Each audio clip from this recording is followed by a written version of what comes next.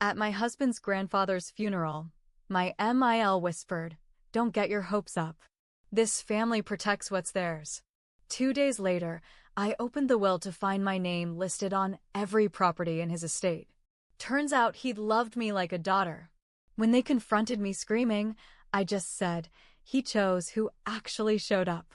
You chose brunch." I met Cody in the most unexpected way at a gas station off Route 29 in Virginia. It was one of those hot summer days where the air felt like soup. His truck had a flat, and I was there getting gas. I didn't know a thing about changing tires, but I offered to help anyway. He laughed, I laughed, and somehow we figured it out together. We grabbed burgers afterward. That was the beginning. 6 months later, we were married. Cody was easy to love. Kind, funny, the type of guy who would stop to help an old lady cross the street. But his family? Not so much. The Nichols family was old Virginia money, not rich in the flashy way, but land rich. They owned farms, buildings, rentals. All of it tied to one man, Walter Nichols, Cody's grandfather. Walter was the real deal. He built everything from the ground up. His kids and grandkids circled him like hawks, always smiling in front of him, but grumbling behind his back. They all wanted what he had. I met Walter a month into dating Cody. I was scared. He had these sharp eyes that made you feel like he could see through you. He didn't say much at dinner, just watched. But after Cody went to the bathroom, Walter leaned over and said, "He loves you. Don't let this family change you." From that moment, something shifted. Over the years, Walter and I got close. Closer than I was with my own dad. He'd call me to come over and help with paperwork. I'd bring him lunch, sit with him during doctor appointments, even learned how to prune his rose bushes the way he liked. Cody's mom, Melanie, never did any of that. None of them did. The rest of the family thought I was just playing nice. But I wasn't. I genuinely liked Walter. We had this understanding. He respected people who showed up, who worked, who didn't expect things just because of blood. And that's what I did. I showed up. 3 weeks ago, Walter passed away. Stroke. Sudden. It hit me hard. Harder than I expected. We were called to the funeral in Madison County. Small church, simple ceremony. I cried the whole time. Melanie didn't shed a single tear. She wore this light champagne suit like she was going to brunch with her girlfriends, not burying her father. After the service, people were eating sandwiches and talking. That's when Melanie came over. She leaned in, fake smile, voice cold as ice. "Don't get your hopes up," she said. "This family protects what's theirs." I stared at her, too stunned to reply. But inside, I knew something she didn't. 2 days later, we were all sitting in the lawyer's office. Melanie looked smug, Cody's brother looked bored, and I just sat quiet in the corner. The lawyer pulled out a folder and started reading Walter's will. I'll never forget the way his voice sounded. "To my children," he read, "you each receive $25,000 in trust." Everyone stiffened. That wasn't the big money they were expecting. Then he continued. "To my granddaughter-in-law, the only one who visited me without needing something, the only one who sat with me when no one else did, I leave all real estate holdings and assets." Every eye turned to me. Walter had left me everything. The land, the rental properties, the commercial buildings. All of it. Every title had already been changed. It was done before he died. No one could fight it. The silence in that room was deafening. Then Melanie exploded. "This is fraud. She manipulated him. This isn't fair." Cody's brother jumped up, knocked over a chair. People were crying, yelling, shouting over each other. The lawyer kept repeating that it was legal, witnessed, notarized, and filed. There was no contest. I stood up. My hands were shaking, but my voice wasn't. "He chose who actually showed up. You chose brunch." I walked out before they could respond.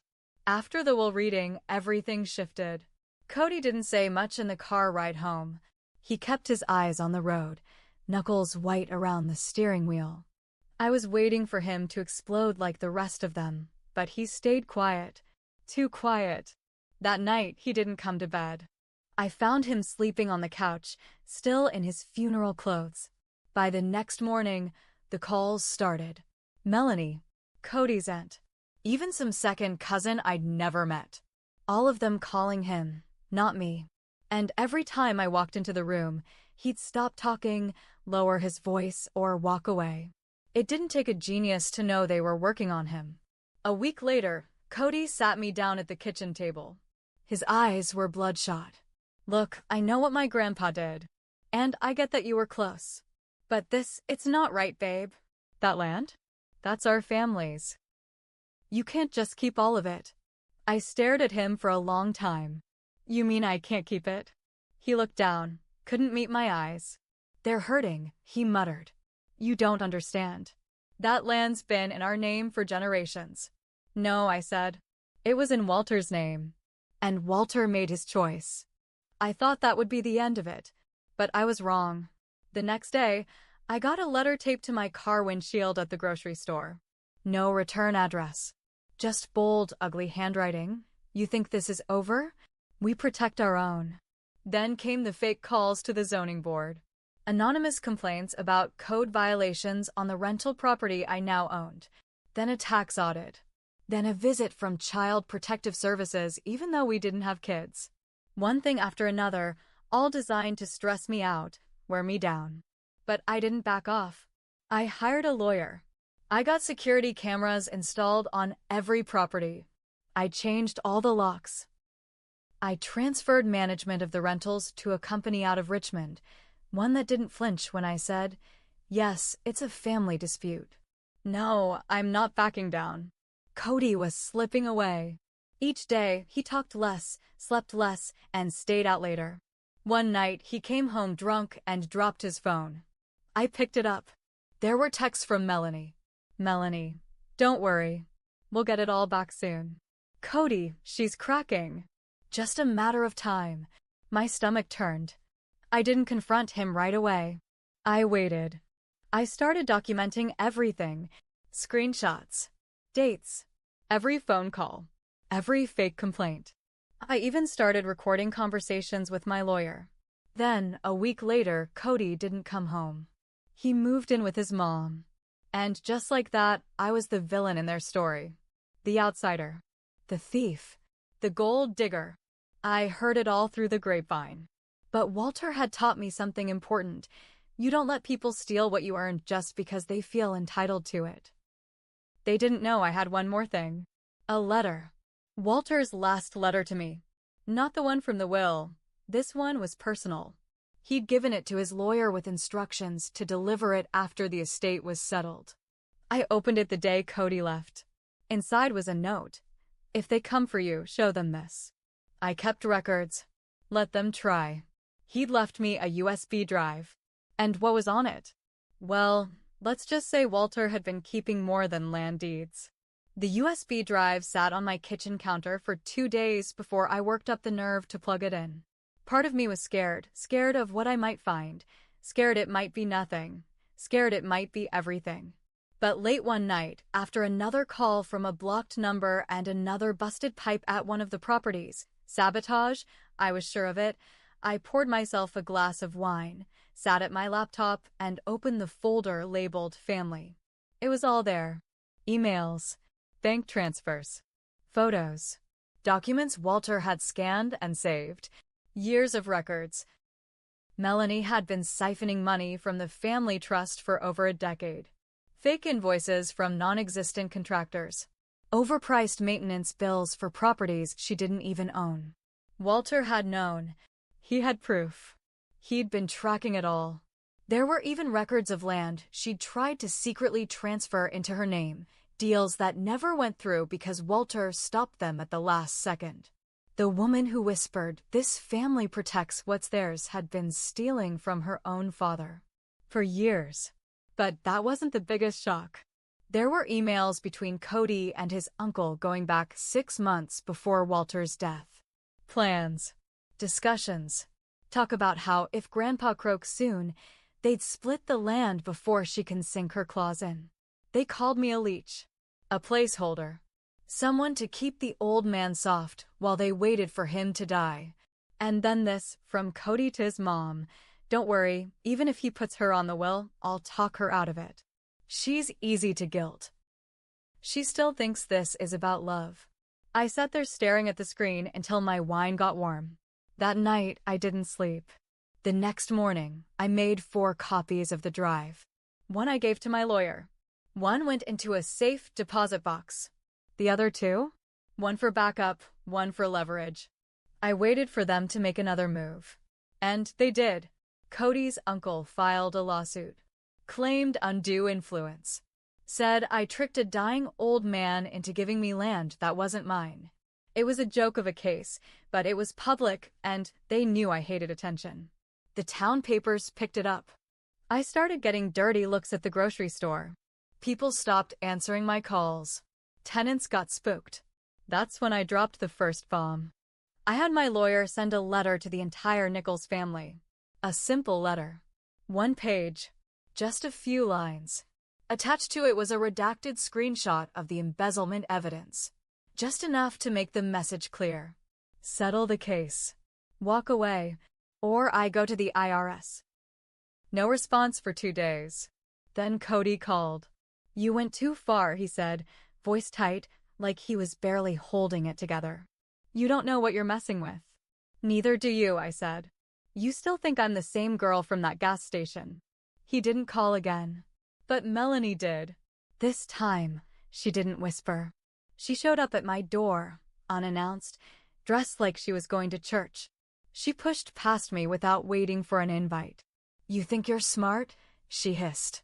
You think you're going to tear this family apart and walk away clean? I'm not the one who tore it apart, I said. I'm just the one holding the flashlight.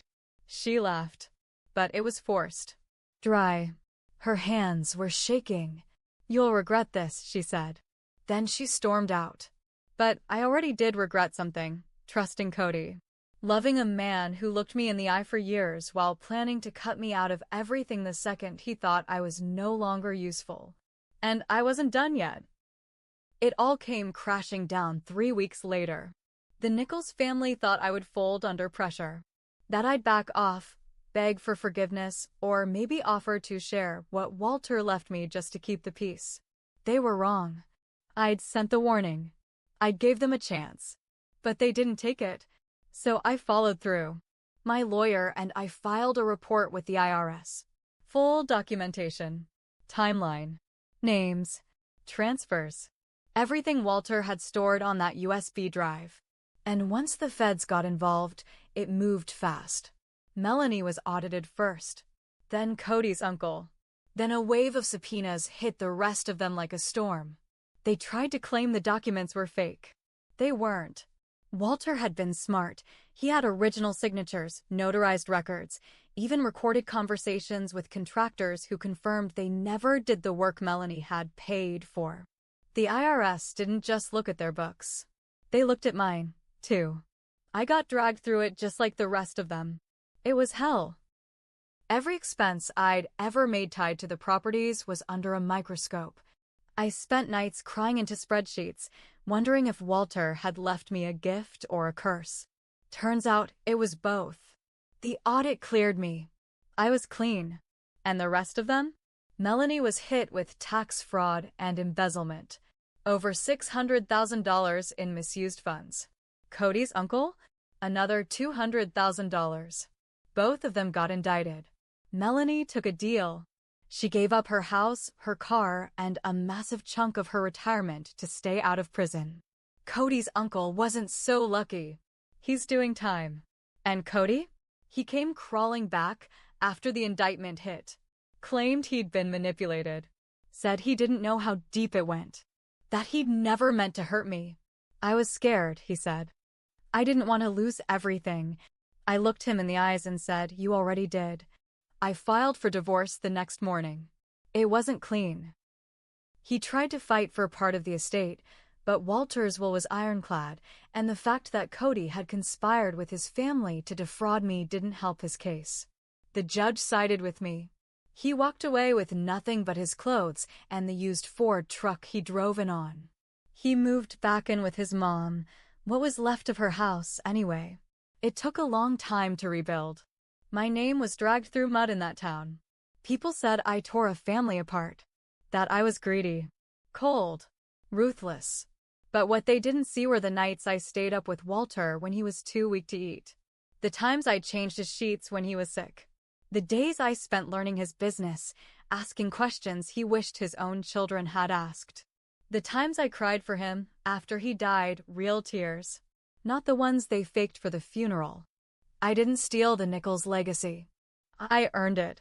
And when they screamed at me, demanded to know how I could live with myself, I told them the truth. He chose who actually showed up. You chose brunch. And they never showed up again.